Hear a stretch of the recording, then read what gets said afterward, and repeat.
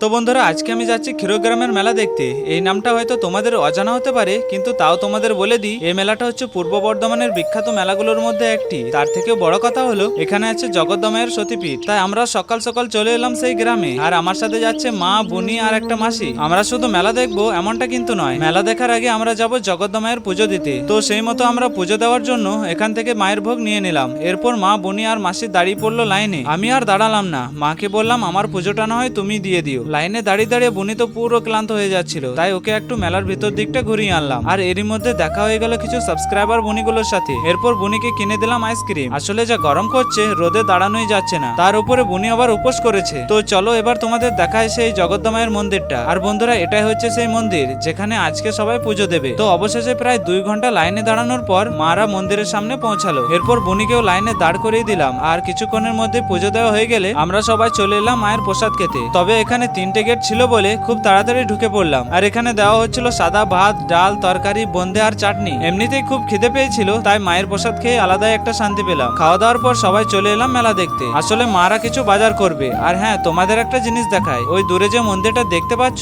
ওটা জলের উপরে তৈরি মায়ের মন্দির। আর আমি দুঃখিত, কারণ এখানকার সব মন্দির তোমাদের আর দেখাতে পারলাম না, কারণ আমরা সবাই খুব ক্লান্ত হয়ে গেছিলাম। তো বন্ধুরা, তোমরা কি এখানে মেলা দেখতে এসেছিলে? কমেন্ট করে অবশ্যই জানিও। আর হ্যাঁ, এই মেলাটা চলবে 1 মাসের কাছাকাছি। তোমরা চাইলে কদিনের মধ্যে এখানে আসতে পারো। তো আজকের ব্লগটা এখানে শেষ করছি, দেখা হবে নেক্সট ব্লগে।